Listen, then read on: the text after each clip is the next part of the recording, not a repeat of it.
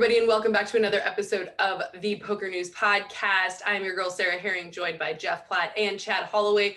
We have an awesome show for you guys this week. Miss Veronica Brill, newest host of Poker After Dark, joins us and just like blew my face off. I don't know what that means. I knew you two would get along. I knew you said that you were interviewing Veronica, and I knew like this would be a conversation that needs to be recorded, and it could take a while. Yeah. Oh my gosh. So it's almost an hour, and we were both saying like this should be 3 hours as it was going on. So what's going down, first of all, before we get too deep into all of the, latest, the news, the interviews, all of the juicy stuff, what's happening in your life, Chad? You look better than normal. I'm not gonna lie. Did you get up early today, or what's happening? I mean, I guess my do I have asshole face or something? Like, do I always look bad on the show or what? You look tired. I think you look great. Yeah. Like a lot of times you look tired. You look fresh today. Yeah, well, I certainly appreciate it. No, it's going good. I'm getting ready to go to the MSPT Riverside in Iowa, $1,100 main event coming up there this weekend. And then also I was going to ask you guys, we have Veronica Brill, who is is the host of Poker After Dark. And I've been watching a lot more poker on TV, if you will, or on Poker Go as of late, right? High Stakes Poker season 8 just wrapped up. Poker After Dark is going. We've got a new recap of the latest episode up on Poker News. And then there's the PSPC episodes airing on FS1, which have been great. I just did an article with Sam Grafton where he slow rolled or nit rolled an opponent pretty hardcore, and it was a very memorable hand. But it seems to be a kind of a heyday for poker on TV right now, in my opinion. Like, it's been a while with High Stakes Poker back, with Poker After Dark chugging along, and now with these PSPC episodes, plus the WSOP had their episodes not too long ago. I don't know, I'm pretty excited about all that. I'm with you. I've raved plenty on High Stakes Poker, Poker After Dark in the past, but man, these PokerStars Players Championship episodes have been incredible. We knew that they had the potential to be really, really good just based on the success of that kind of a tournament, one that is effectively unparalleled, but they have really delivered on the episode. So major shout out to PokerStars and to that production crew. And that partnership with Fox is allowing a lot more poker content to become available in the US, like on FS1, for example. It's been tremendous. I have a list of episodes on my DVR that I cannot wait to watch. I think they've done a great job. Which I have two questions. The first one is, I'll just keep, since we're kind of like on this subject, do you think that the content is so great in large part because one of the focuses of the PSPC was to find characters, was to find stories, was to bring a ton of people in like a buy-in that most of them probably couldn't afford in with all these other amazing players, but that in some ways they sort of built a tournament where there was just going to be drama and stories and like pulls at your heartstrings? I think one of the things I like the most about it is they seem to have taken a page out of the early days of the WSOP, where they weren't afraid to find a character early on and then follow them, even if they knew that they weren't going to go super deep or what have you. There was I can't remember her name right offhand, but she had knitted a heart. Jen Carter. Jen Carter, and she had knitted a red heart where I think Tim Riley busted her, so she passed it along, saying, you pass this along to whoever busts you, and so on and so forth. And in the end, this will end up with the winner. And so that's been kind of a cool storyline that they followed from episode to episode, tracking where this heart goes. And just little things like that, instead of just focusing on, somebody ran queens into aces or what have you. It's just the same old. They're going back to that recipe that we all fell in love with during the poker boom, of finding players, of finding characters, and really profiling them and making them the stars of the episode, as opposed to just strictly the poker hands, if you will. And I think what makes it extra successful is they have those storylines while also trying to appeal to the mainstream audience by putting, the celebrities on camera, by having Paul Pierce at the feature table for hours and hours, while also showing these big poker hands that the casual poker fan can be entertained by. So it's a terrific combination, and it makes for great poker television. Okay, so side question, which I'm sure you guys will just roll your eyes. What's a Nit Roll? A nit roll is, I guess, the best way to put it. So a slow roll would be more intentional, like Sean Deeb likes to do. He knows he has the nuts. He's just doing it to get under the opponent's skin, or to be an asshole, if you were, whatever you might be, to be malicious intent. Whereas a nit roll is, the person might not realize that what they're doing is like a slow roll, that it's like, come on, man. In this hand that Sam Grafton played, he had jacks full of something, jacks full of something, and he was only beaten by one hand. If his opponent had exactly quads, and he took longer than he should have to call. It's just one of those spots where, like, yeah, you're just, what are you hesitating for? You're gonna call. You have to call. If he's got the quads, he's got the quads. That's kind of like a nit roll. So as the other player is sitting there, Enrico Komsky, I think his name is, he's from out of Italy. He's thinking he's winning, right? He's got a nice full house as well. He doesn't have the best full house. He's thinking, please call. Yeah, please call. I've got the best hand. And then, oh, whoops, he does make the call, and he has the second nuts, and I just got nit rolled. Okay, I'm with you. But we say, like, okay, you have to make the call in this spot. But then do you remember, like, the WSOP when they're down to maybe 3 tables or something? And oh my gosh, it's going to kill me. I can see this guy's face. What's his name? But where he makes the fold with, like, against a straight flush, he has like a full house and he makes the fold against the straight flush. I want to say the guy who had the straight flush was maybe Michael Ruan. And oh my gosh, this guy's such a sicko. He's Australian. Okay, anyways, it doesn't matter. But I'm like, he makes this fold that you're like, how does anyone ever make this fold? Like, the only thing that beats him here is a straight flush, and he still manages. And like, that hand will stick with me forever. So, you know, like, maybe he has to think about, does he have quads? Maybe I do get it. And I spoke with Sam Grafton about it, and he offers his commentary on the hand in the article. I get it. Like, it's a 25K. It's the biggest 25K poker tournament in history. It's a very prestigious poker event. I probably too would at least pause for a beat or two to think, does he really have quads here? But I'm still going to call at the same time. And that's eventually what he does. And I think he just paused a beat or two too long. And he even admits that in the article. And it wasn't egregious. Like, he shouldn't be, you know, burned at the stake for it. It was just one of those, like, just controversial enough to make it really interesting in a classic TV hand, in my opinion. I like this line from Grafton specifically. Kind of goes perfectly along with what Chad's saying. He said, in my defense, I will say that if someone 3-bets all in on the river in a live $25,000 buy-in where there is no reentry, which they've traveled across an ocean to play, they will show the nuts a huge proportion of the time. And yeah, that is a fair point. Chad, did you make the FS1 broadcasts? I just did, not as a player though, Jeff. Unfortunately, I busted on day one. But I was in the background a couple times. I found myself, which is always kind of exciting for us poker reporters. And and the thing about it was really interesting about this Grafton hand is it was check on the flop, it was check on the turn, and then all of a sudden all this action on the river as Sam Grafton goes into details. If you want to read more about the hand, go to PokerNews.com and just type in Sam Grafton in the search bar and it'll come up. And it's certainly a classic hand from this PSPC episodes, in my opinion. All right, well, now that we've got that out of the way, it wasn't for me, obviously. I just wanted to make sure that the audience knew what a nit roll was, because, you know, we throw out this terminology all the time. You just got to be clear.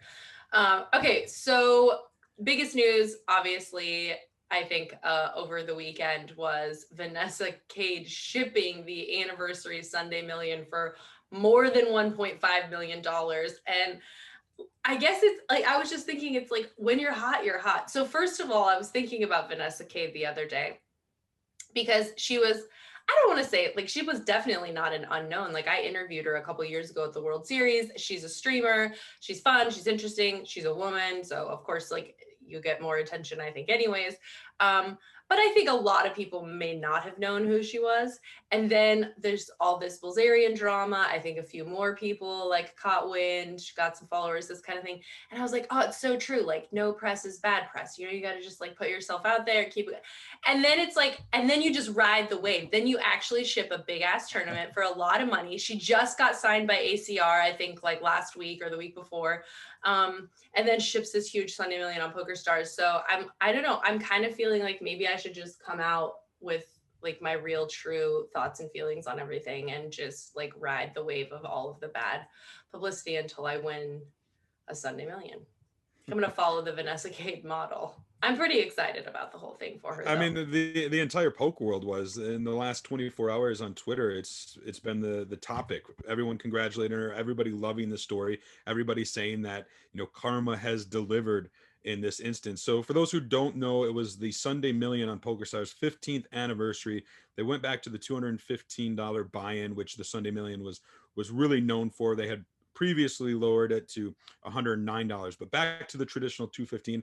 It got 69,876 runners, almost a $14 million prize pool. In fact, it was the second largest prize pool in Sunday Million anniversary event history.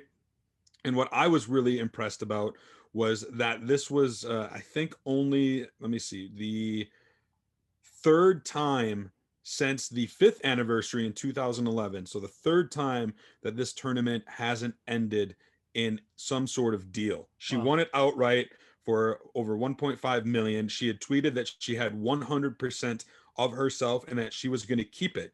For those who don't know, a lot of times in a tournament like this, a multi-day tournament, as you go deeper and you bag, sometimes you'll sell action in between, right? To kind of lock up some of that equity.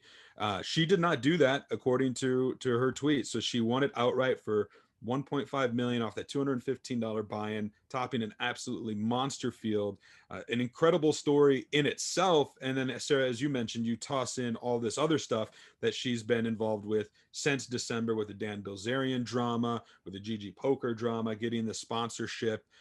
She is, you know, the player at the moment. This win really solidifies that, maybe takes her from that, like you said, kind of relative unknown. We in the industry knew her, but the general masses might not have. So it takes her from that kind of level up to the poker stratosphere, if you will. It's hard to state just how incredible an accomplishment this is. I mean, Chad gave you all the numbers. This is surreal, but to not sell off any of yourself, whether before or during the tournament, to not make any kind of deal. And I know there were deal discussions, but somebody didn't respond.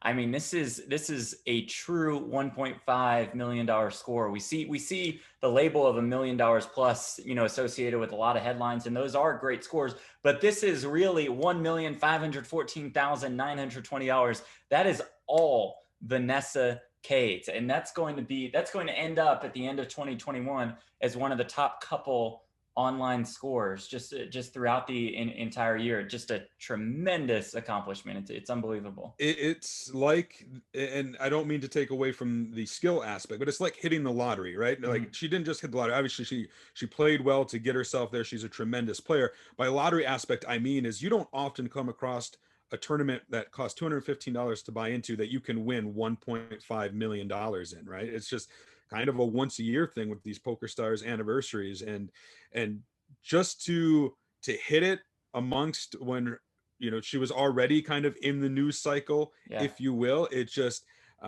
it's, as some people said on Twitter, you couldn't write this for a Hollywood script sort of thing, or you could and it would sound, you know, too good to be true, but it's not. She is living it. She tweeted that winning it the other day was the best day of her life. I don't blame her. I think she went on the stream afterwards to celebrate, and it's just very exciting because she, you know, there are certainly people in the poker industry on social media that I would say aren't the biggest Vanessa Kade fans, but I would think that the other side outnumbers them. There are a lot of Vanessa Kade fans out there, and we've seen them come out in force congratulating her. And like I said, really saying that they felt karma came through in this instance, and that she deserved to win. And then, a lot of people, of course, you know, kind of rubbing the salt into the wound a little bit, if you will, to Dan Bilzerian, who said, you know, nobody knows who you are. Well, everybody knows who she is now in the poker world. I just love how the good Lord works. Sometimes it's like, like you said, truth is always stranger and better than fiction. And I remember actually I talked to her maybe a month or two ago, and she had spoken about basically like making a lot of changes in her life overall, changes in her health, really focusing more on her poker game and like getting good coaching. And It's just always so affirming. It doesn't always obviously pay off to make those dramatic changes in your life so quickly, but it's affirming also from the outside to just see like, okay, somebody's making a conscious choice to like work harder on their game and on their mental and physical health, and then like boom, you make a $1.5 million. Not mad about it. Like nobody's mad about it. When you win, it always silences the haters. I'm a hater of Tom Brady in the past, but he keeps winning, so I can't. I got to give respect where respect is due. And now Vanessa Kade, like I said, I feel like she's taken that next step. She's in that poker stratosphere. The last female player that I think kind of did that was maybe Kristen Bicknell. Vanessa Selps was up there with her, Vanessa Russo. Like Maria Ho, she's up there now. She's got this platform, and I think she's going to use it because she has been on, on the campaign trail, if you will, about addressing misogyny in poker and women in poker. And she had a good platform, and she was already making progress in that realm. And now that's just going to be amplified, tenfold by this win. I mean, she's 1.5 million. The story we just discussed, it's just pretty amazing. And I think that Vanessa Kade, like we said, has been around for a long time. She started to come on strong. She has now arrived, and she is going to be around for a long time, I think. And ACR is just like, like whoever's in charge of managing the team pros, dancing in the streets, loving their life. So congratulations to whoever that guy is, like, or girl. You deserve a promotion. Well, if you guys are looking, to make this big dramatic shift in your life, okay, maybe $1.5 million for $215 is not likely and doesn't come around all that often, but the Scoop schedule was just released and there's plenty of money up for grabs, $100 million guaranteed. And 6 main events, not one main event, not 2, 3, 4, 5, but 6 main events. 3 versions of the No Limit Hold'em main, a $109 buy-in, a $1K buy-in, and a $10K buy-in. And the exact same thing with the Pot Limit Omaha main events. And the 1K has a $750K guarantee. That's pretty strong for a Pot Limit Omaha tournament of that buy-in level. They'll have the Scoop leaderboards with 100K up for grabs overall, $1.6 million in added value. So, I just expect this online, I don't know if you call it a mini boom, to continue. And I think Scoop will be huge throughout the month of April. It starts on April 4th. Yeah, Scoop is always an exciting time. Usually it's the prelude to the World Series of Poker during the summer, right? Everybody goes to play Scoop. We're not going to see that this summer. So the Scoop is going to kind of stand alone as it did last year. I think it's going to be massive. It's one of the most prestigious online series. Unfortunately, those of us in the U.S. cannot play it. What we can get excited about in the US though is there was some expansion guys in the US market. Michigan got another player. It's not just PokerStars any longer. BetMGM, which is operated by Roar Digital, which is better known as Party Poker US, the Party Poker US online network. We do a lot of work with them, a lot of updates in the New Jersey market, which is where they have been based, have expanded now to offer online poker in Michigan. This is pretty exciting. Right now, it's a standalone market, so just available to players in Michigan, but it is expected they will do an interstate compact sometime this year to join up those New Jersey and Michigan player pools, which, as somebody who's spent the last year really covering Party Poker US in New Jersey, getting to know those players, I'm very excited to get to know Michigan players, to see them mingle with some of these New Jersey crushers and superstars we've gotten to know. And really, this may be just a small domino, if you will, in the larger picture where this could lead in the future, in the coming years, is really exciting.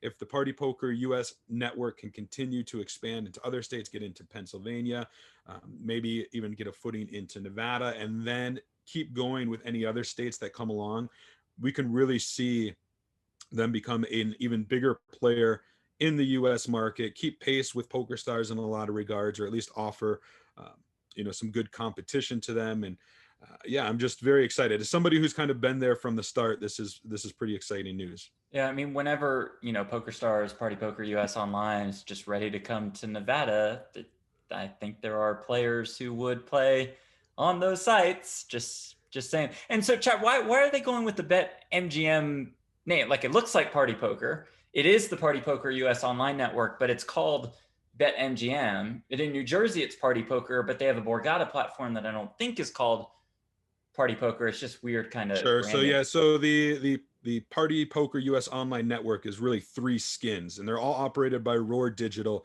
There is the BetMGM, there is the Borgata Poker, and then there is just the plain Party Poker US. And I think in this instance with Michigan, the reason they went with BetMGM is because they had previously launched casino and sports betting under that brand, and I believe there is an MGM property in Detroit, and you have to be attached to a land-based casino with the Michigan laws. And so I'm sure it's something tied up with all of that. And it really is the same software, the same platform. It's just, like I said, just a different skin. And so it's possible that we see Party Poker US, a skin of that come in Michigan. Even Borgata could possibly expand if they wanted to. So we'll have to wait and see what the future holds there.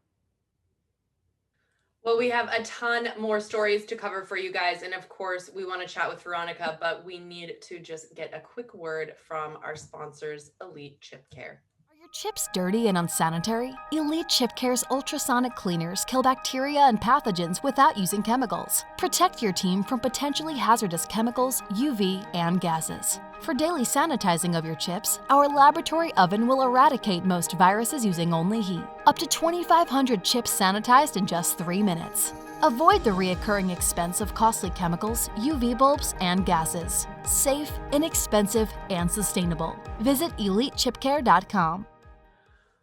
Well, as I mentioned before, we have a very juicy, very exciting interview from one of, I think, the newest and most exciting faces to see in the landscape of poker. She's been playing poker for a long time, but now she's really taken a new footing as a face in the media. And if you don't follow her on Twitter, you are definitely missing out. Let's just welcome to the show, Miss Veronica Brill. I am joined by the talented, the lovely, I think one of the most exciting faces to come into the poker world in the last 5 or 6 years, Miss Veronica Brill, the new host of Poker After Dark, but a face that we've known for being the whistleblower on the Mike Postle scandal. Huge kudos and shout out to you on that. Being a commentator, being a poker player. Veronica, I've stalked your YouTube also, and basically everything I could find. You are very clearly deeply entrenched with some of, I think, the best and most interesting minds in poker, which speaks very highly of you. From San Jose, Veronica Brill. Thank you so much for having me. That's quite the intro. I will slip you a $20 bill next time I see you. That was hot. And with I my liked paycheck, it. Can that you will like be worth it. Can you show up on first dates with me and be like, before she sits at the table, I'd like to introduce Veronica Brill and list it all out. And it would just be such an entrance. 100%. And actually looking at your Twitter and realizing that you were single, I'm just good quality women. I think in poker, most of the women are actually like exceptionally good quality. They're mostly very intelligent. They're mostly kind of strong, powerful, wonderful women, but they don't stay single for very long. So seeing that you were single, actually, are you still single? And how are you managing that in this poker space? Yeah, I've been single actually for a while. Like I think it's been over a year, and like even before that, it was like only a year-long relationship. I think I spent last year just finding myself and finding comfort in my own space and actually reflecting. I do enjoy being in a relationship and having a best friend and growing with that person, but I think it was like time for me to have time alone to think about, what kind of partner I want to be to someone, what kind of partner I'm looking for, what kinds of things. Like, I think I would rather be alone than be in a relationship that wasn't fulfilling. And so I spent this time just kind of, it felt like I was breaking through my loneliness. I felt very lonely initially. I wasn't doing well. And I think by the end of last year, I started feeling really good alone. And I've heard people tell me like, I'm not lonely, I'm fine. Like I'm dating myself or I'm doing these things. And I thought it was just so corny. I thought they were just saying that. But it's true. I actually feel good. Would I like to be in a healthy relationship with someone I adore? Yes. But will it be with anyone? No. It will it will have to be, I feel at this point in my life it would have to be like someone who became my friend and then slowly became my lover and my everything.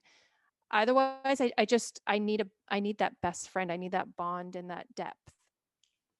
I Hearts feel like out I'm there a are relationship all coach here. literally right now. Every guy listening is like, okay, cool. So step one, become friend. Okay, step two. But I love that, and I do think that I have a 22-year-old stepdaughter, and seeing her going through the process of dating and what that looks like and what that feels like for her, and sort of reflecting on my own life and my own mistakes and things. It is definitely, the older you get, I think the more you're able to sort of realize what you need and what you want and how little time we have, and that you really need to just not waste. I think that's it. When you're younger, it's a lot easier to waste time on things where you're like, he's probably not like the one, but I'll spend 5 years like off and on anyways for some stupid Yeah, reason. I think one of the worst things, that I came from a very traditional family. And so I immigrated from Poland. I was born in Poland. And my parents were always like, go get married, have children. What's going on? You're so old. Like my grandmother had 3 kids by the time she was 19. She was married at 16. And like my mom, I remember like my grandmother would call from Poland and be like, she's so old. She's not married. What's going on? I remember like being 26, 27, and my grandmother was like dying because I wasn't married. Oh, you're And so so over the hill by that point. Like, no yeah, chance. oh yeah, like at 19 I was for them. So I got this in my head like, oh, I just want to find someone to get married. Yeah. I just want to get married. That's the goal. And I wish someone would have said to me, just find someone who you're compatible with, who you love, who loves you, who cherishes you. If you have kids, great. If you don't, that's fine too. If you get married, great. If that's what you guys want. If you don't, that's fine too. And so I feel like I didn't have the right priorities in my life, and I ended up in not so great relationships. And here I am in my 40s, like reconsidering, a lot of the things that I used to value, and changing them. And I think that everyone listening is going to just be really happy that that was your journey and that was your story, because you are certainly a catch. And it's so funny I feel because like you're hitting on me. Like, like a are little bit, we, like are we, I've is been this down going to that happen? road. I've been down that road. I feel like this is going to happen. Well, it's funny because I think when I'm stalking someone to, find It's going out to happen. their story, it's already like I'm deep in this already. But, a lot of times it's disappointing. Like you build someone up in your mind and you think they're going to be amazing, and then you go on their Twitter and you're like, oh gosh, what a shame. Like this is just really disappointing. This is not what I was looking for. You, on the contrary, it was I just kept saying, oh, she's funny too. Oh, she's like got all these little gems in here. She's got these interests outside of poker, which I love. But for the poker audience, I feel like we have to sort of start at the beginning with you, because probably lots of people know who you are. Potentially some people don't. We've got to bring everyone up to speed. So you've been a poker player. Talk to us about, where that journey in your Polish life started. How did you fall in love with poker? Bring us up. You get connected to Stones. Like, bring us up to speed. How did we get here?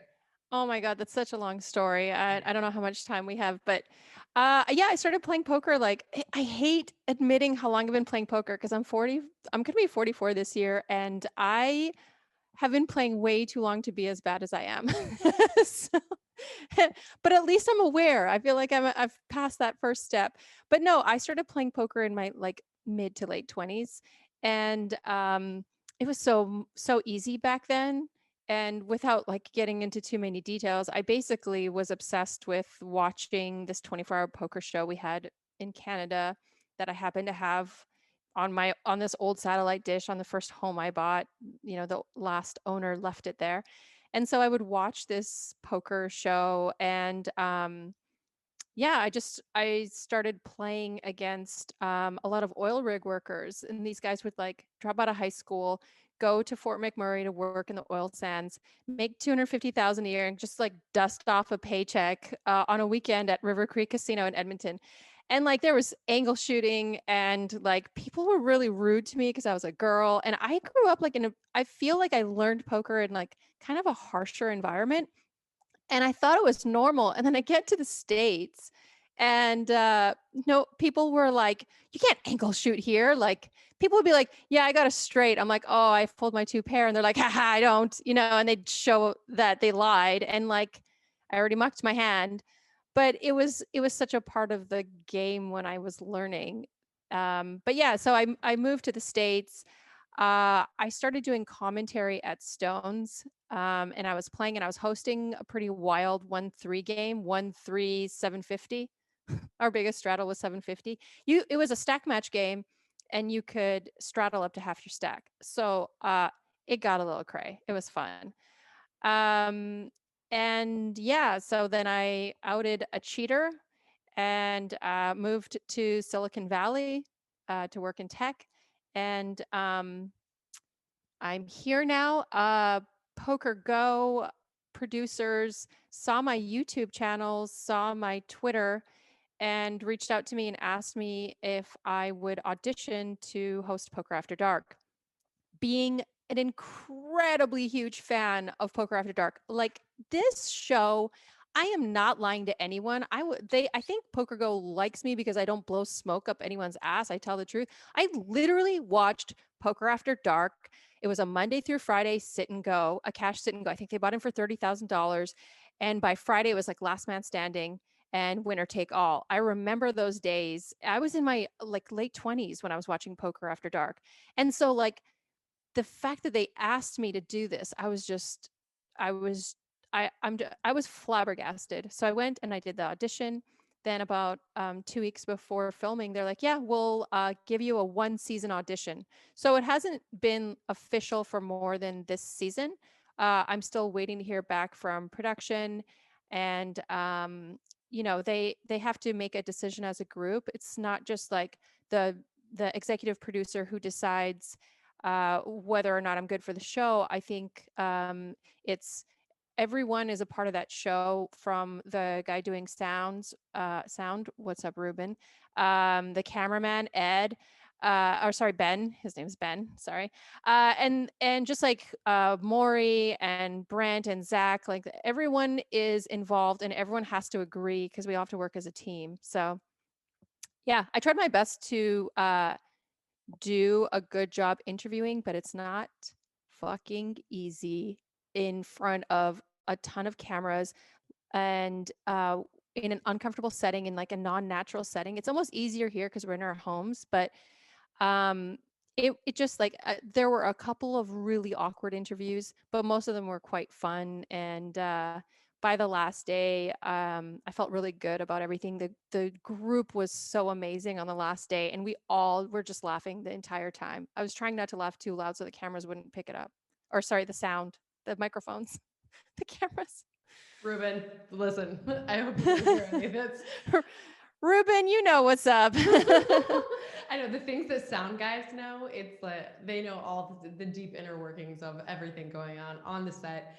And okay, so clearly, and I understand you're doing this for the sake of time, which makes sense, but we clearly skipped over like a lot of very important things. Yes, we did. We did skip over some. Which makes sense. Okay, I get that we have to go there. And I do obviously want to talk a lot more about Poker After Dark. And I think all of us as poker fans are just excited to see this happening and to. But like I'm a big poker fan. I love poker. I always say poker's not just a game; it's a community. There's like the web, the net casts wide. Like there's media, there's vloggers, there's there's everyone. There's someone like me who just talks shit on Twitter. So it is a big community, and yeah, and this is, I guess it's reached me in that way. Sorry, I interrupted you again. No, that's what this is like real conversation, which also I want to talk to you just about, interviewing people and what that experience is like. And obviously I can relate probably in lots of ways. But before we get to that, first of all, so you are in Canada and then you moved to California. What was the impetus for the move? What brought you there?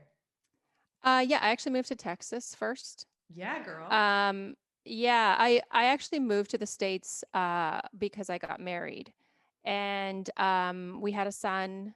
Our son got really sick. The problems in the marriage, there's like a really high divorce rate for couples who have sick children, and then unfortunately our son passed away from cancer. It was one of the most difficult and traumatic situations I've ever lived through. So the marriage ended, and I was in Sacramento at the time. So I spent most of my time in Sacramento, living in the States. I love the city of Sacramento. But yeah, I lived in Texas, moved to Las Vegas for almost a couple of years. Worked in Summerlin Hospital as a registered nurse. I am a Nevada registered nurse, little tidbit. I told PokerGo, I'm like, yeah, you guys got a registered nurse also on staff. I'm not really good with heart attacks. I'm not a fan of codes. So I'd prefer that none of you die. But yeah. And then, yeah, I just most of the time in Sacramento. And then just the last, I would say at the end of this year, it's going to be 3 years in Silicon Valley, in San Jose. And It sounds so like pompous in Silicon Valley. Like it's obnoxious. I hate myself right in this moment. Dude, it's just a place to live. Don't worry. Like, does not sound pompous to say this is where I live, but oh, it's my Ferrari's outside. yeah, like sorry. If you also are like, and I drive a Tesla, or like, what? Then it's like, okay, just keep it to yourselves. But so, for some reason, you're a nurse in Nevada, and then in Sacramento, are you a nurse? Are you? No. So that was my last nursing job. I fucking hated nursing in Nevada. There's no like nurse to patient ratio. I felt very unsafe most of the time. I didn't have time for breaks. Like I had never worked in such a bad environment. I'm not like a huge union fan, but I kind of feel like nurses need a union in Nevada, but we don't need to get into politics. But yeah, like it was my last nursing job, and I basically would cry coming home after 13 hours and barely getting 20 minutes to eat. And I was like, I don't care what job I get. I am not going to continue doing this. And my ex-husband at the time was going to fly planes in, he was a fighter pilot. And so he got a job at Beale flying U-2s. And so I started applying to positions in Sacramento. And I applied for everything. Like I was underqualified for everything I applied to. And then I just like some recruitment agencies like, hey, we've got this like tech position that we're thinking that maybe we'd send you an interview for. Like, what are you thinking? Because I just sent my resume to this headhunting agency. I'm like, yeah, let's do it. And I drove from Las Vegas to Nevada. I think it was like the whole night. I didn't sleep. And then I did an interview in the morning.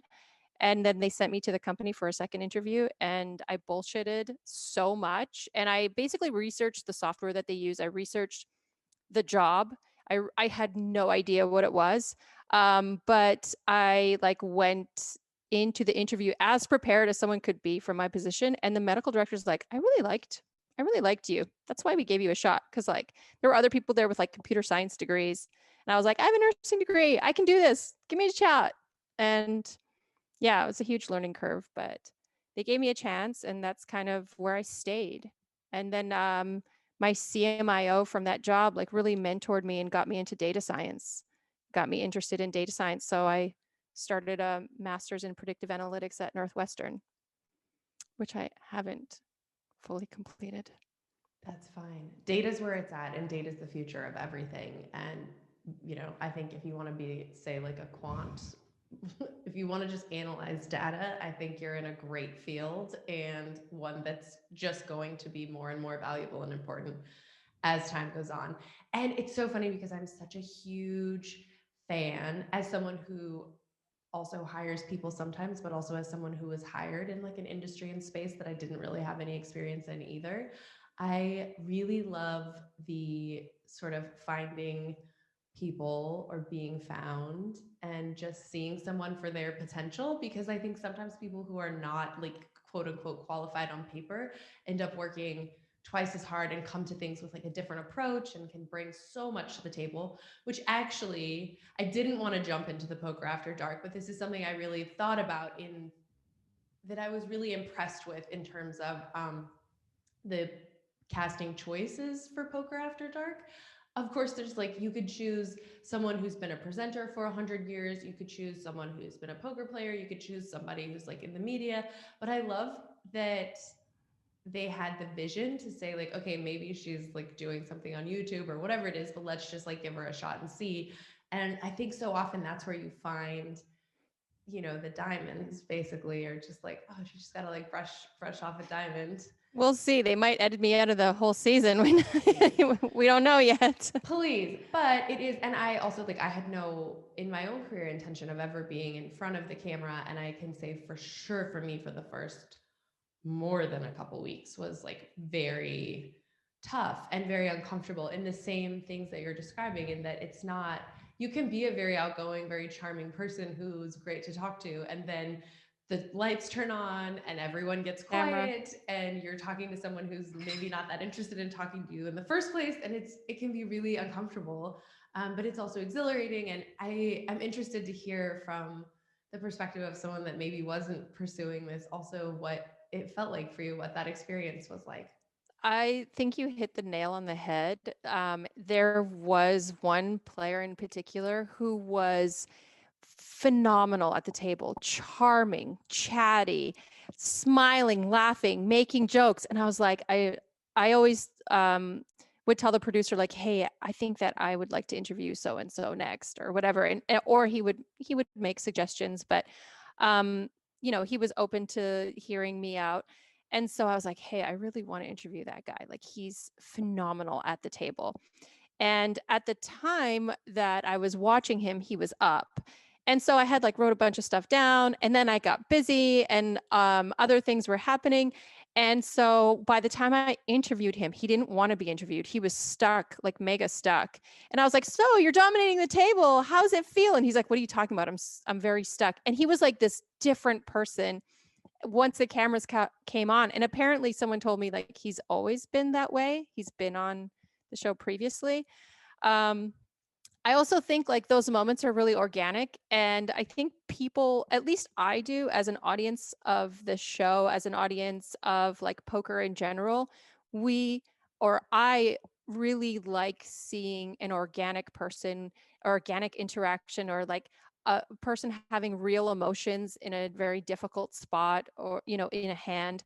And I don't like the like overly generated questions that sound like just empty, like, so how are you with the aggression? Like, it's just, you know, I want to talk to them about something I saw, or I really liked talking to them after I watched them play a little bit. My least favorite part of it was I had to do a lot of interviews with people before the game even started. So I don't even know their name half the time. And I don't know like anything about their personality. And it's just like, it's rough. It's like a really bad first date or like a blind date. So I will say that I was quite nervous the first day. It was like a really, I would say like celebrity packed first day.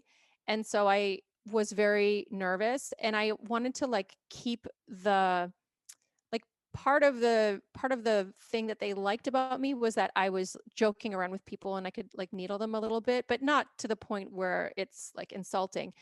And it's so hard to needle someone who's sitting there with like $100,000, who, you know, has like millions in the bank.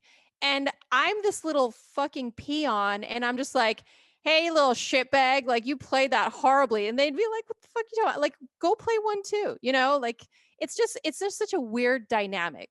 And so that kind of got me in a weird space. And I slowly started getting better. I had one day that I felt like really off, and Maury, he's the executive producer at PokerGo. He's like the big shoot, number one. I want you number one at PokerGo. And he took me for breakfast and he's like, look, we could have like hired a spokesperson if we want someone to like spit out generic questions. And we also like, we don't want someone who you think we want. We want you. We want your personality. We saw your YouTube videos. We liked the way you spoke with people. And then I was like, yeah, you know what? You're right. So that day that I was kind of having an off day, I asked to redo all the interviews. I asked my producer. I came in early. I spoke with him. I got everything ready and like knocked it out of the park. I thought that was the best day. Also, some of my favorite moments, I think people look at interactions like only good if they're positive. And I don't think so. Like, I think a good interaction is when good information comes out and like there's a good exchange. And there was one moment I was interviewing a poker player, and I'm trying not to like reveal who these people are because I've been sworn to secrecy, and Maury will probably jump through my wall like the Kool-Aid man and like beat me up. No, he wouldn't do that. But so this person played a hand which I thought the person was under the gun, and they limped, and then they 4-bet jammed all in. And I was like, oh, I feel like your range is really capped. It was just like such a weird 4-bet jam. And so the person like came back and was like, no, actually you're wrong about that. And we had like a really good exchange.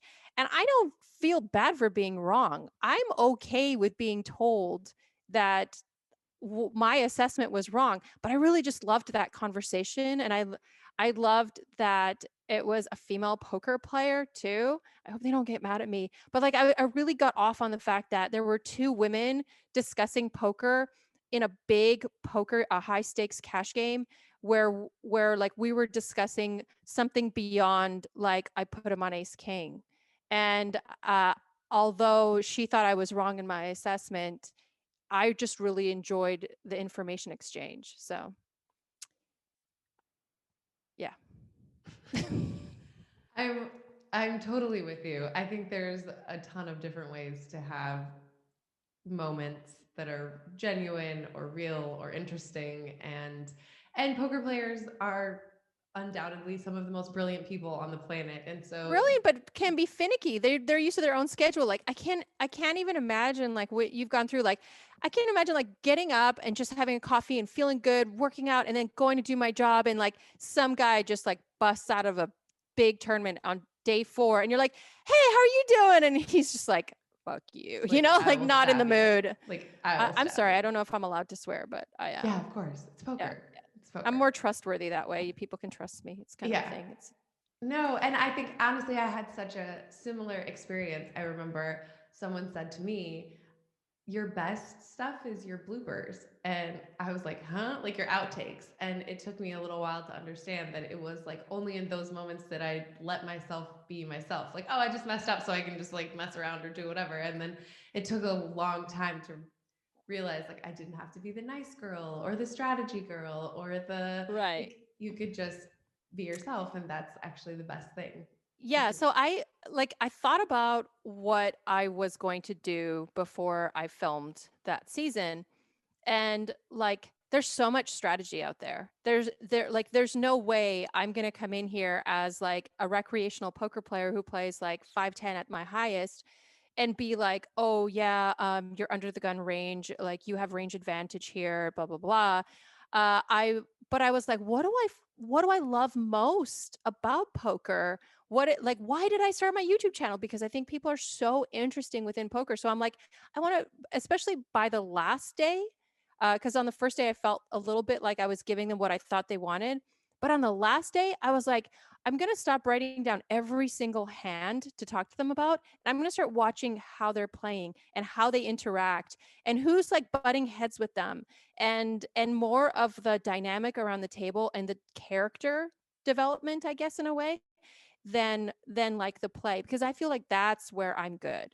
That's where like I can talk to them about who they are and pick up like little things that are happening that I didn't pick up when that guy dumped, his stack, and I asked him why he was dominating the table.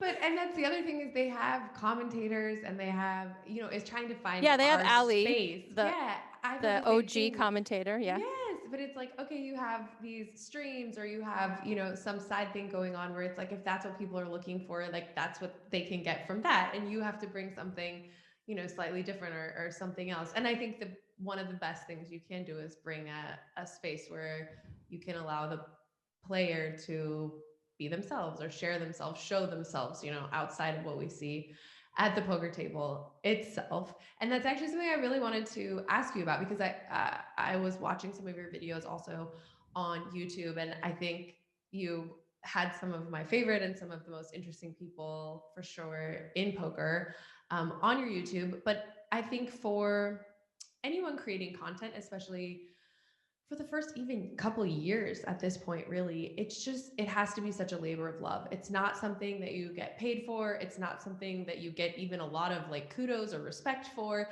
For the most part, when you do something like that, it's just a labor of love. And so I wanted to talk to you about, what was the inspiration to do this? It's time consuming. You clearly have plenty of things on your plate. What brought you to the YouTube? Yeah, that's actually that is a thing that, like, it's an interesting question because I never started a YouTube channel thinking that I was going to be this like big content creator um and like make a gazillion dollars. I feel like it's one of those things, like anything I do it because I'm curious about it. I find it fulfilling, and I guess like moving out here, I started it a little bit after I moved out here. I was pretty lonely. I feel like I've had a hard time making friends out here, which is why I'm always going to Las Vegas, because I have a big group of friends out there. Um, and yeah, so I kind of wanted to just learn a new skill. And I really love talking to poker players. I guess like poker players who are successful in some way, not always high stakes or not always, you know, whatever it is. Like a lot of them are recreational poker players, but they own businesses. And I just find like the dynamic at the table mostly to be really cool and interesting. So I was like, hey, this will be a great way to interview people, meet people, and have a craft that I like to do where I don't want to say I'm not using a ton of bandwidth, but when I'm at work, like it's very mentally labor intensive. That's what if that describes it. It uses up a lot of my bandwidth, but this was like more like relaxing, like a meditative kind of activity for me. Um, and I got to learn like even now I'm still learning about it. Like I just bought a membership with a graphic design program, and I'm trying to improve all my thumbnails on YouTube. And I still think all my interviews are shit. Like I just hate every single moment that I'm interviewing someone, because I always like listen to it while I'm editing it, and I'm like, oh, I missed like such a good opportunity to ask them this. I totally fumbled here. It also helped me recognize that like I'm more of an evening person. I have a lot of energy in the evenings, and my interviews in the evenings go great. My interviews in the mornings are so, like, to me, I'm unwatchable. Um, and yeah, and so it was just kind of like it feels weird to say that it helped me combat my loneliness, but that's what it initially started out with. And I just was like, I watched I watched a few vloggers like Johnny Vibes, Andrew Nemi, and I didn't think I could invade that space, but I was interested in like interviewing people within that space and people who are doing cool things in poker. So There's definitely no shortage of that, I think, and of great minds who maybe don't always get a platform to talk about everything. one thing I want to say is, if you look at my channel, and like this is no insult to anyone I've interviewed, not everyone on there. I mean, I have a few bigger names, but like it's mostly just, I guess, like normal people a few unknowns that I just met on Twitter that I thought were really cool. I thought their Twitter exchanges were really cool, like this LA poker reg, this pro in LA that like I didn't even know. And he was just like heavily involved in the exchange when JFK lost his mind, JFK from Stones, that 3-day bender that he went on. Like, so he was like having really cool exchanges. And I was like, hey, you want to come on my show? So I think that there are so many cool people out there that are not famous, that are kind of flying under the radar. I have a friend named Adam who like crushes high stakes in Silicon Valley, crushes them.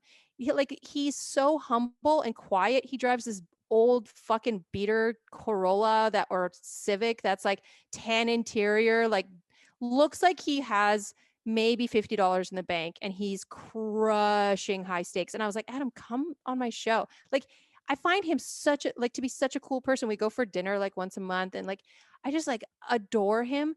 But I'm like, you're just such a little secret. And there's so many of these kinds of people within poker. So it's not always the famous people. How the tan, like it's I can totally see the Corolla, and for some reason the interior being tan makes it even shittier. Yeah, just like stunting on fools with his like dated Corolla with tan interior and just like a hubcap missing, like no muffler, because they just don't make mufflers that old anymore, like from that age. If something breaks, it's over. Like just let Yeah, it like he'd come up to me like, oh, like a piece of my car just fell out while I was driving here. I'd be like, how'd you get here? Well, I drove here. Well, then it's fine. Just like, who cares? You don't need that piece. Keep going till the end. Going.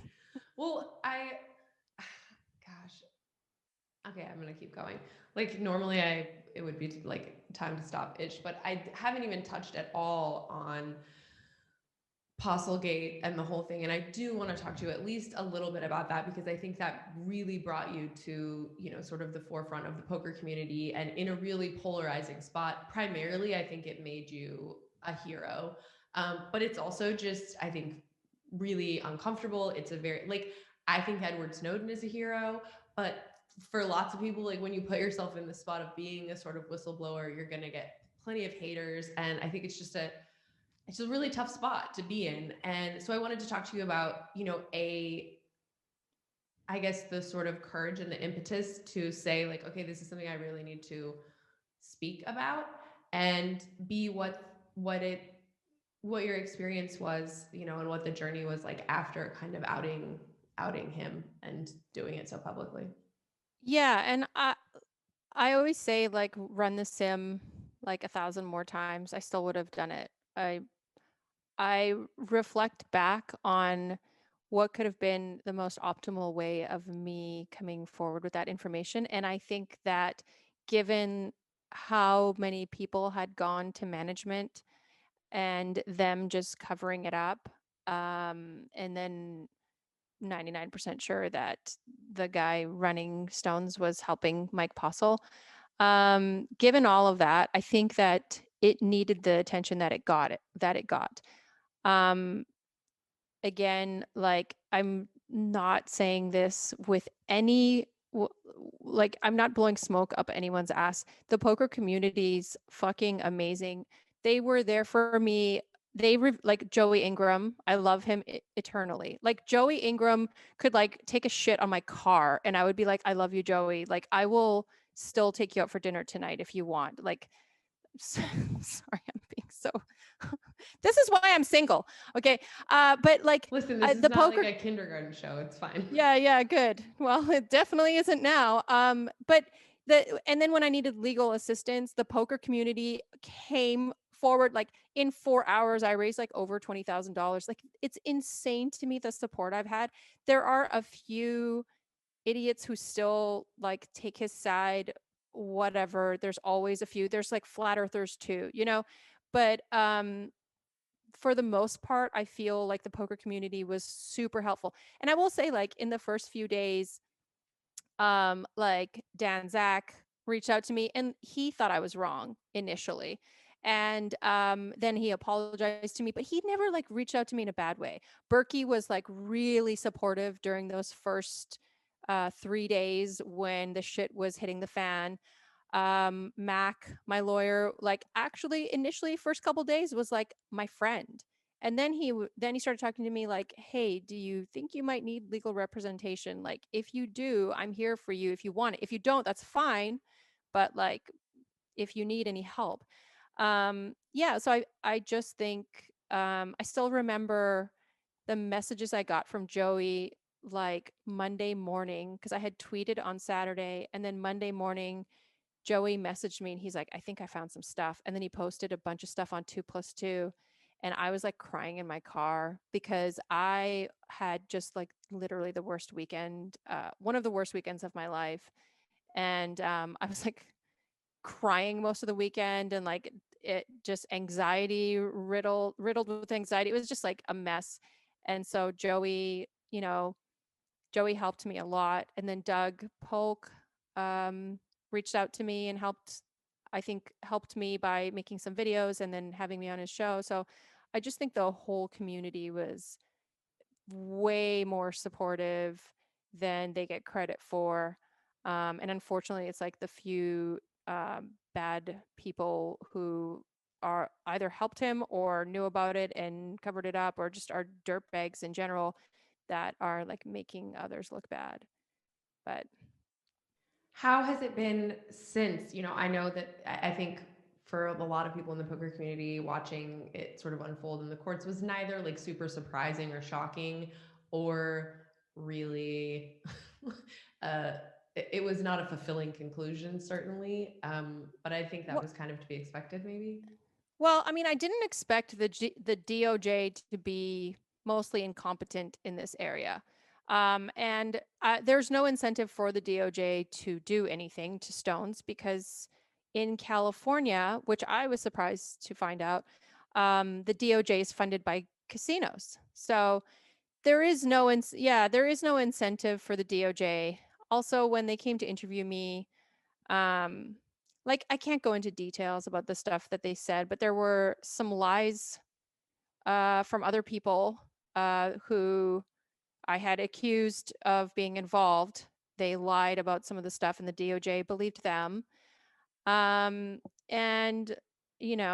all the evidence, I'm sure, has been microwaved and thrown into a river somewhere. I don't know. I'm just like making shit up. I don't know. Like, I don't know what happened with the servers or with everything. I know the booth is out, but I just don't think I feel like there was justice within the poker community, definitely. I think we've all outed a cheater. We all have made sure anyone who cares about poker and live streams are now probably upping their security. I know when I went to the Poker Go studios, I was shocked at how secure the live tracking is in a separate room behind 2 locked doors with a security guard. Like, no one goes in there, and there's no electronic devices in there. And so, yeah, I think there's like closure. I think that a lot of good came out of it. It's just not, he didn't get the like criminal justice. Like, I don't know what, like, I don't know how it affects me. As long as he's not like trying to do anything to harm me, what am I supposed to do? Right.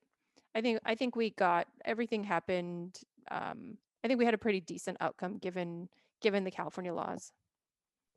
Yeah, it's funny because I actually, when everything, obviously from a media standpoint, when things like that are going on, like you just want to get those people on your show. You just want to like get clicks and hits and all these things. And I specifically didn't reach out to you mostly because I was feeling like it was a really tough spot to be in. And after you'd already done a couple interviews, that it was like, if people want to see what's going on, they can like watch that stuff, and that she doesn't need to be like, now you should be doing the interview circuit now that you're, the host of Poker After Dark, you should be out promoting. But I was just like, oh man, this is just like a stressful position to be in. And I just didn't want to like put you in that spot and be like, now why don't you tell this horrific, crazy thing to everyone 50,000 times?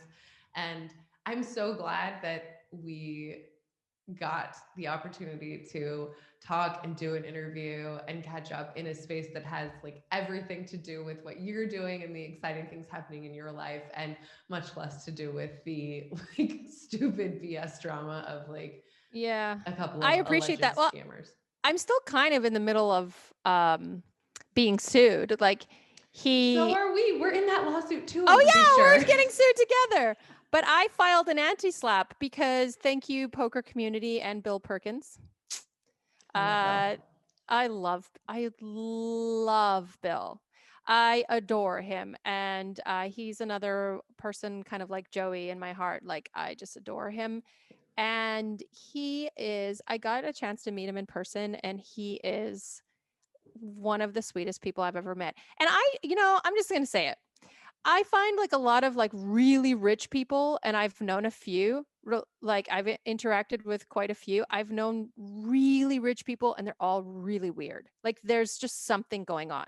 Either they're like weird because they have to maintain some sort of facade that like they probably made it big early, and then they're having to maintain it, but it's like they don't have the money anymore, but they're trying to keep up with these appearances. That I think that's weird, caring so much about what everyone thinks. But like a lot of times I think it's just like my philosophy here. I might be off, but it seems like when you get that rich, it would be hard for you to decipher between people who actually want to spend time with you or people who want something from you. And so you probably are just used to the latter, and then you're just spending all of your time trying to divert people from trying to take things from you. And it becomes just an odd interaction with other human beings. Yes. And I understand it because everyone's always trying to take my money. But such a problem I'm dealing with too all the time. I'm trying so to divert rich. them away from all of my assets. I'm so rich. This 650 square foot apartment is like $40 billion. So I'm so rich. But yeah, like so Bill Perkins is one of those like non-weird, really ultra rich people. Almost to the fact that I'm like, are you sure you don't have only $10 in your bank account? Like what's going on? He's actually like a little bit weird, but only in that it's like, is it possible that you're this altruistic? Like, is it possible that you're actually just always this generous and this wonderful? Like, there's gotta be something. He's so great. I haven't touched like the money that was donated to me by the poker community and the chess community. I have to say there's like a 7-time chess champion that donated to me. And I was like, I don't even know this person. I've never even I don't even think I've interacted with him on Twitter, but I was like, damn, like it's words getting around. But that money's in a trust fund, and Bill Perkins' money I sent to the same trust fund because I didn't want anyone to think that I was going to do anything with it. It's just going to legal fees. But like he's like, yeah, I'll send it right away. And I thought he was like just kidding, or like, you know how people are like, yeah, I'll do it, and then they can't, or they find an excuse. He literally shipped the money like the next morning, and I was like, holy shit, like 6 figures.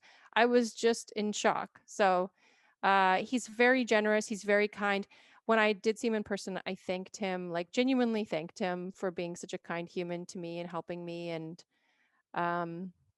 whatever I don't use, I'm going to give it back to him. So unless he doesn't want it, then I'm going to give it to KL because I want KL to have a wheelchair van. So. I don't know who that is.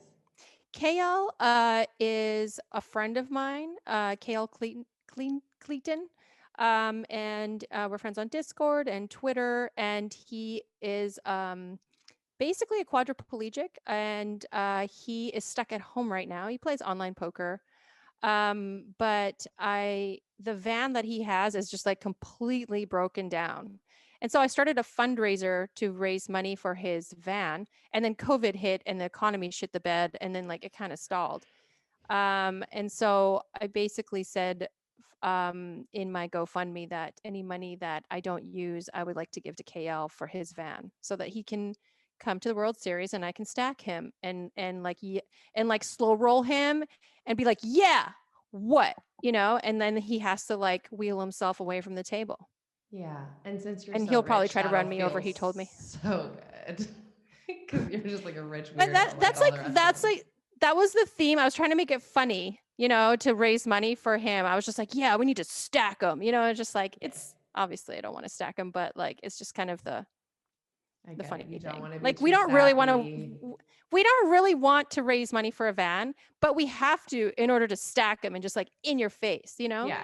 No, I get it. I see where you're going with this. Well, and I'm like, I don't even know what's happening with all the litigation at this point either. In fact, I'm pretty sure even in our company, we're like not supposed to talk about things anymore, but I'm like, that just doesn't really make sense. That's not realistic. And it would be very inorganic to have a conversation with Veronica Brill where we don't talk about that. The side conversation that we have to answer, I think Brandon Shack Harris threw in there. Some really important Brandon ones. was just on my channel. Yes. I just interviewed him. So we're friends. We've become friends. Actually, Landon introduced us. And so like Landon and Brandon were my Valentine's dates, which I thought was so now. So like I'm efficient and I call them the Andins. Well, they've called themselves the Andins. But so he's like constantly trolling me, Brandon. And he's like, I don't know what kind of questions he's asking, but he's and you know what? Moss Walls, Brandon Shack Harris. America. Don't forget it. Moss Walls. Yeah. And which that's what nobody in Poland has that, but your Twitter name and what lots of people, this is funny because I think in the poker space, in the real world, most people are just known by their names, but in the poker space and maybe in like the gaming space, everybody's named their own other weird names, and you are the Angry Polak. You don't seem particularly angry to me, but where did this name come from? Are you maybe more angry than you're letting it out for me? No, I'm going to tell the truth because like part of it is that I'm loud. I'm a very, like anyone who's been in a room with me, any one of my close friends who really know me, like I'm loud. I can really project my voice. I also have this thing where if I feel I'm not being heard because I'm very Neanderthal, that I struggle with this Neanderthal portion of my brain that likes to take over and just do the stupidest things ever. I start to, instead of changing how I communicate and like trying a better method of communication, why would that work?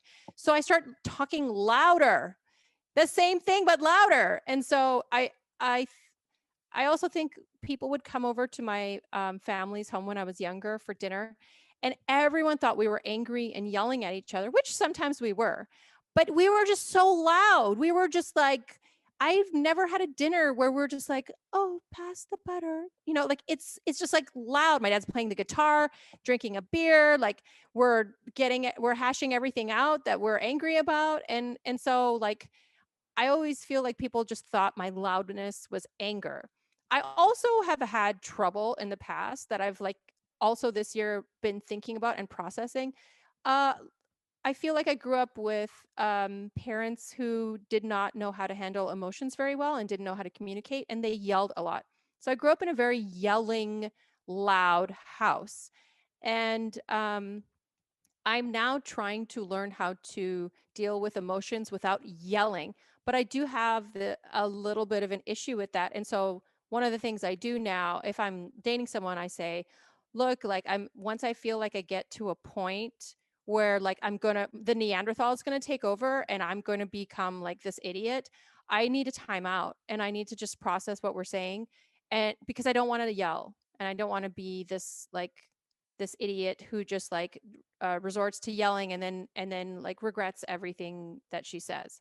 So yeah, it's kind of like making fun of this problem, like this issue that I thought was a problem growing up, and also just being so loud. I couldn't even laugh on set because my producer would be like, Veronica, we can hear your voice through the players' microphones. And I'm like, sorry.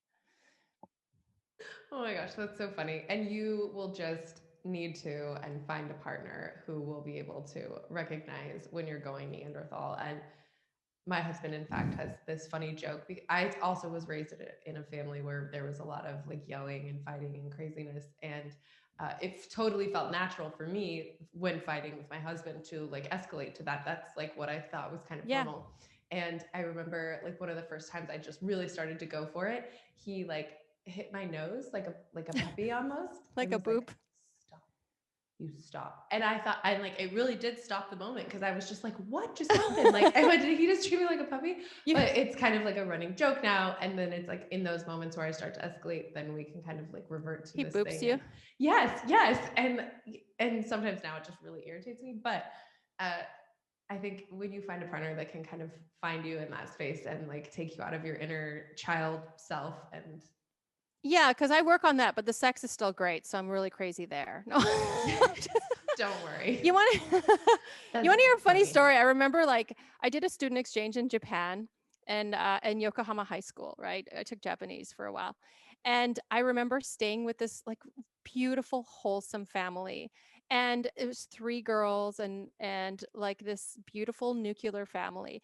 And the dad would come home every day and hug his wife, and everyone like talked at dinner. And I sat there, like, this was my first exposure outside of my house. I grew up very poor. Like, my parents didn't take me to restaurants. Like, I didn't get out. And I sat there, like, oh, these guys are such fucking good actors. Like, wow. Any minute now, these, like, I'm just looking at my watch, like, they're going to explode. They're going to start yelling at each other. And then, like, 2 weeks went by, and then 3 weeks went by, and I was like, sitting there, like, crying at night, like, holy fuck, my family's not normal. Cause I didn't think, I thought every family was like mine. So it's just like, it's amazing how your childhood, like, you have to process if you have a shitty childhood, which I feel honestly that my parents did the best that they could. And so like, I don't want to shit on them right now, but like, I feel like it takes a lifetime to process a bad childhood. 100%. And I think a lot of times it takes a lifetime to process a good childhood too. Like, I think just like becoming a human being is just like a really traumatic experience. We're dynamic, we're complex. We have like this Neanderthal brain, and then like the primitive brain, and then the enlightened brain. Wait, but why? I would just like to recommend that to everyone. It's a cool blog. But yeah, like these two brains just fighting for like prime time. Like, I want the microphone. I want to yell at someone, you know? It's so true. It's so true. And then we have our own spawn, and then I'm just consciously aware of how spawn. I'm doing it to them too. And that no matter what I do, I certainly will like destroy their life in some way. There's something that I do will make them go so far the other direction. Richard Dawkins, actually, I don't know if you've read any Richard Dawkins, but he puts out, I love following him on Twitter, but he like he tweets out a lot of articles on like, basically children are just a product of their genetics, and there's really not much you can do. Like, you can kind of neglect them, or you can like baby them, and they'll probably end up the same. So like, that being said, hey, mom and dad, I'm fucked up because of myself, because of my genetics. So it's still kind of your fault. Yeah, like either way, it's your fault. But I really do. I'm kind of a big proponent of that whole concept. I think like, you can be in a lot of different environments, and you know, if you're somebody who's going to just like pull yourself up by your bootstraps, that's who you're going to be. And I also think as a parent, it's important to recognize that your kid is their own. You're not responsible for everything that they do, good or bad. They are their own. You don't want to be the micromanager of the house. Yes. And it's so cool to think like, even it's so funny because people are always asking me what is it like to be a mom, right? Like in the poker world, when you're a mom, then they want to know what's it like. And it's like, being a mom is like really hard and kind of like shitty. It's just really, I think it's tiring and it's all this, but like watching a human being is cool. Like, that's really fun. Like, and cool. They're their totally own thing. Okay, we are like way past the. No, we're doing this for another hour. I've decided. I really like you. For the viewers out there, I am taking Sarah for a glass of wine after, you know, when she's ready for me. Mm-hmm. I'll get the first round. Dude, and I'm gonna get some Napa Valley wine, some of my favorites. Subsequent rounds, many. And I think we would, yes, I'm with you. I think we will have many long nights together. I, for one, cannot wait. For the audience who I know has also, if not already before the show, now fallen in love with you, where do they follow you? How do they find you? What are you able to say when they can watch Poker After Dark? All of the things. Yeah. So they can. My favorite is Twitter. If I had to get rid of everything, I would keep Twitter. I just think the best exchanges are on there. If you know how to delineate through everything, but at angry_Polak. And I know that like people are like, why do you call yourself a Polak? I'm like, I'm Polish. I can say it. And I think Instagram's the same, at angry_Polak V, because some dude has angry_Polak. Fuck that guy. I don't know how. Like, I need to find him. and I need to talk to him and be like, I will buy you some wine if you get rid of that name because I want it. So Poker After Dark this season, I think, will be available in April. The one kind of dynamic that was missing is I had to wear a mask because of COVID, because I was a part of the staff. And so it was really hard to connect with people. But hopefully there will be, I really hope they kept the awkward moments. I do, because I think like that whole, every level of the exchanges, I think it was kind of cool. If it was cool, I hope they kept it. So it'll be in April. The action was amazing. Like there were a couple games that were phenomenal, and I wish we could I wish we could have recorded them for like 10 days. The games were so good, some of them. So I'm looking forward to it too. I'm a big fan, and maybe they won't edit me out. We'll see. I loved PokerGo. I really want to thank PokerGo for the opportunity, and I do have to say, like, honestly, literally just the greatest group of people I've ever had to work with. They were so much fun, so professional, so easy to work with. And they all wanted to have sex, and no, I'm just kidding. That makes it a lot that easier. Kind of easy. No. Like they were just like really, can we edit that out? They were just really easy. It's okay. We I'll don't live edit with out myself. on this show. They were just like phenomenal, just true professionals, easy to work with, kind. The first day I showed up, I was so nervous. I couldn't eat. And then by the time I was like 2 hours in, I was like, can I go run and get something to eat? I'm going to like faint. And he's like, you can't leave. Like you have your microphone on, like you're in production. Like, and I was like, oh, what? And someone went and got me food. And like, it was just the sweetest. And it's just like little gestures that just melts my heart. And it's just like, it was just like such a kind group of people. And then I got to meet Allie, who's like, OG commentator who I've been listening to. In poker, hands best down. eyebrows. And like, I've heard, like, I've only heard him, like I haven't sat with him in a room and watched him do commentary, but I've heard like, he's like this, like just as soon as he's ready, like he just turns it on and he's just the best. And I spoke with him about the commentary because I was used to doing commentary just like blah, blah, blah, blah, blah, blah, blah, blah, continuous, but he's really delicate, like kind of like he maneuvers through the action. He lets the players kind of dominate the game, and then he just fills in those spots.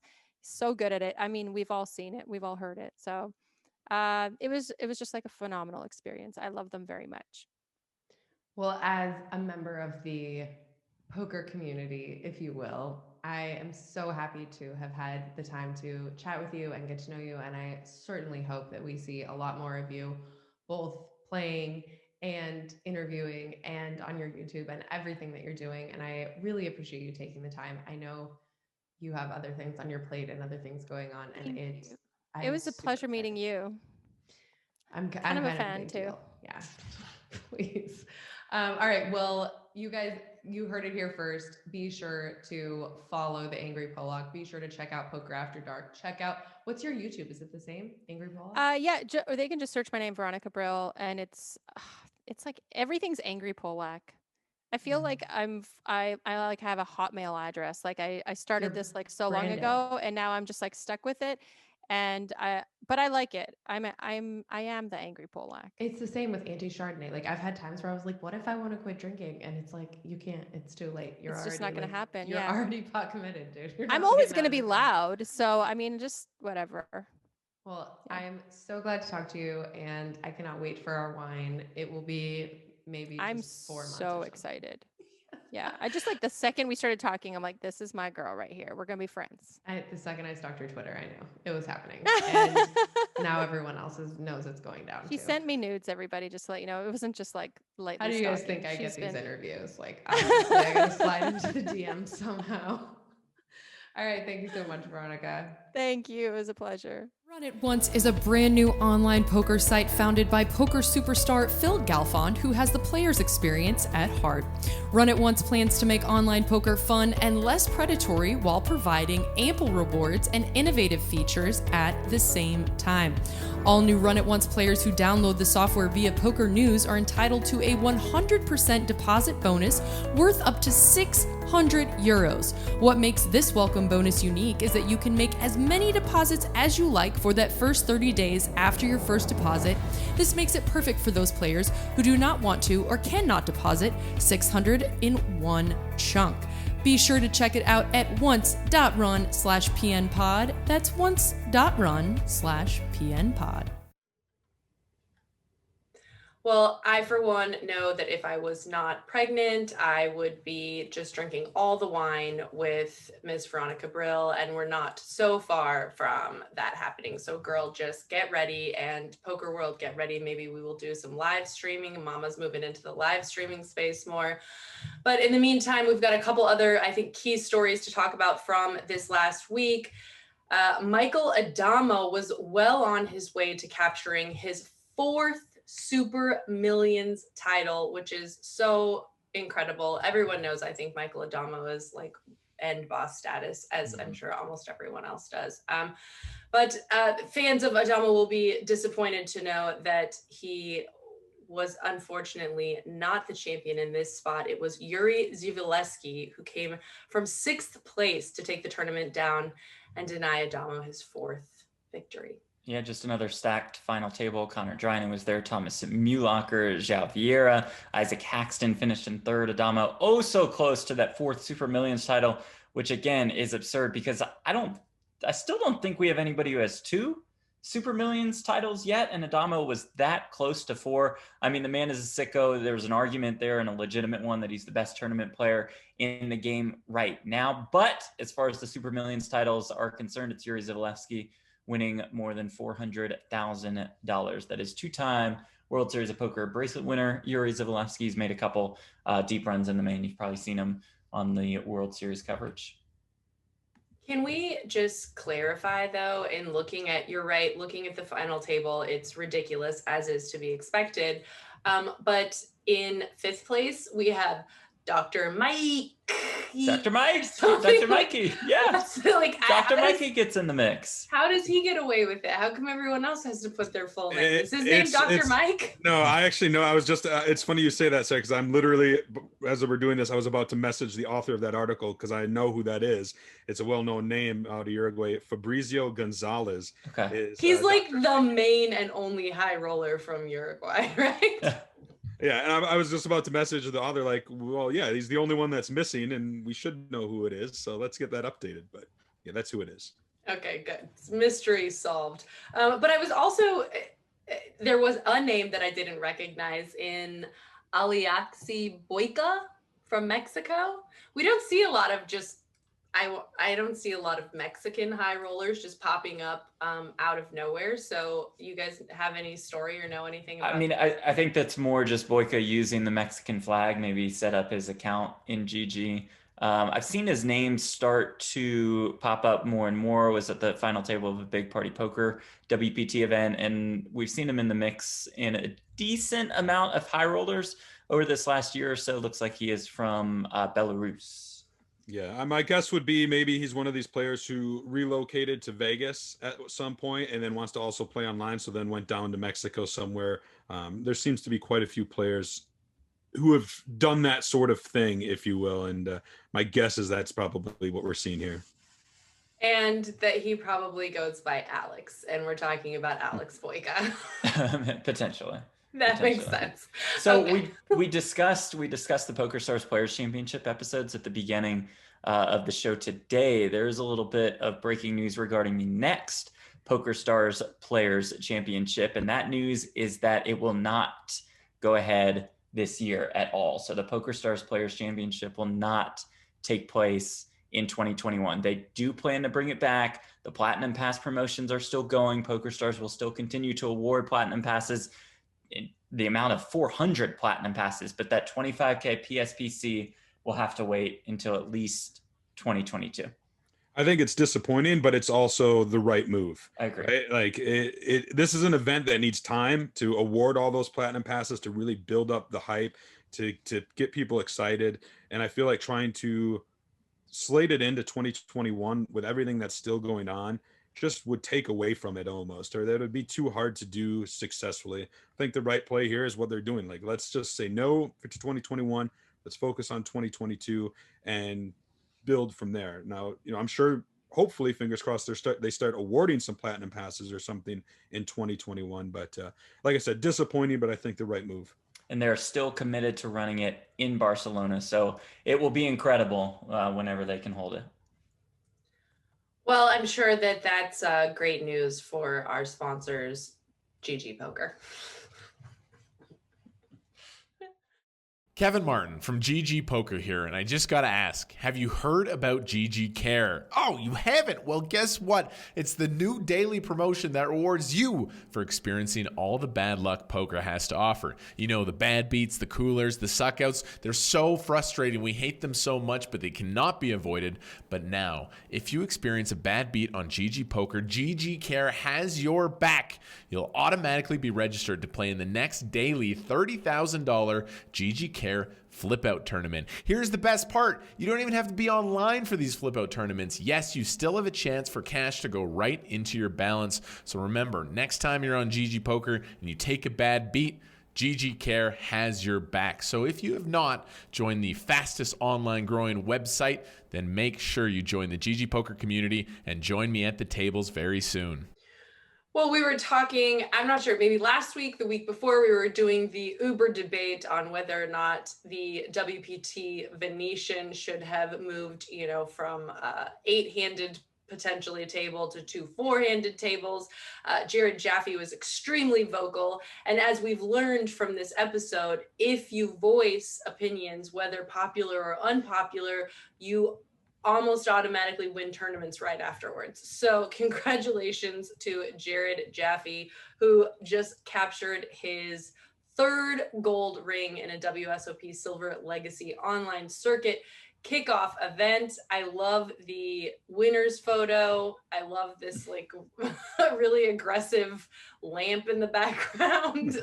Well, to be fair, that winner photo is from a previous live ring win, right? So it's just not from winning this tournament. This tournament was online. It's being held on WSOP.com to players in Nevada, in New Jersey. This was event number 1, $500 buy-in kickoff event. Got 293 entries. He took it down for over $27,000. There have been several events since that kickoff event. There's one event every day now through, I think, the end of the month. Some other winners to capture rings have been Gary Kasakowski, Daniel Chan, Drew O'Connell, and just last night, Brendan Torrejohn. So all those guys winning some money, winning a gold ring, and winning the opportunity to play in the season-ending $250,000 guaranteed championship that will be held in December. And so WSOP doing their best to have some sort of circuit competition that isn't live, right? Because of the pandemic is still impacting casino operations across the country. In 2021, they've basically said, we're going to do it online. So we can expect series like this each month now through the end of the year. Well, for one, I like Jared Jaffee. I remember the first time I interviewed him, he had just been arrested or something the night before, or that was the rumor that stuck in my mind. So, right away I said, this is a guy I'm going to like, and he has not disappointed. Yeah, go ahead, Chad. I was just going to say he's very, I think, underrated with a lot of people. Writing this, I said he's got his 3rd ring win, which it was, but he's also got a WSOP bracelet to his name.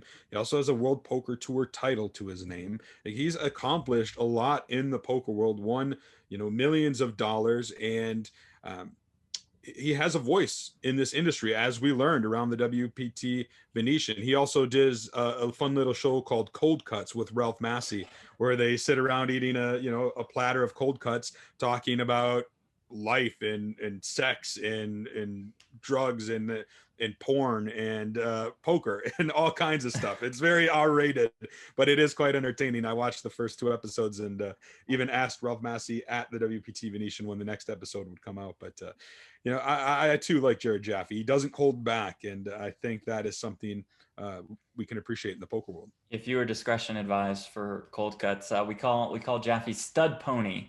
That's the Brent Hanks nickname for him. So I don't know where Brent got that nickname. I'm just saying he calls him Stud Pony. And he had Syracuse game going on Friday night. He's a diehard Syracuse basketball fan. So we were texting about that. I had no idea that he just, was busy winning a WSOP circuit ring. It's just what he does.